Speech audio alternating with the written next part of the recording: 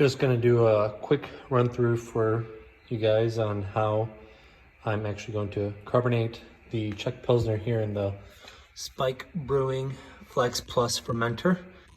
I already did a 48-hour cold crash at 33 degrees by having their PRV set up here.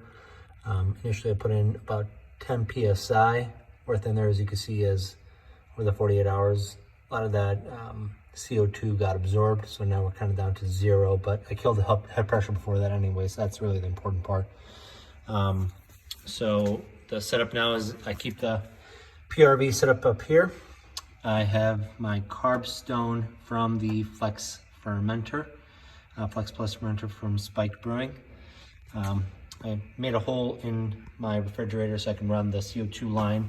That's the CO2 gas set up here, and then I have my CO2 tank here.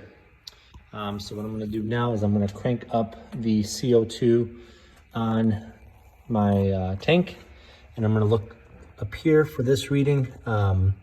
Per the Spike Brewing chart and where I wanna be for my Czech pills, I need to get up to 10 PSI, and then I'm gonna leave that for 24 hours. And then after that, I'll do a closed transfer to my keg, and I should have perfectly carbonated beer going over to my keg and ready to go on tap right away. So let's get the CO2 cranked up. And we'll open up the butterfly valve. And we should start seeing your bubbling and start seeing the pressure rise. There it goes.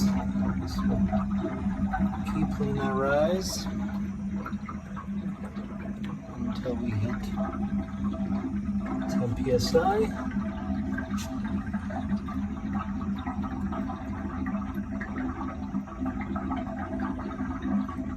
Slow it down here.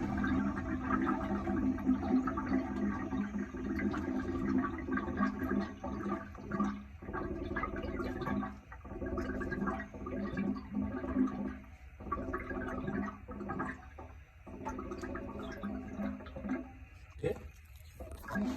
Here we are at 10 PSI. You can hear the bubbling.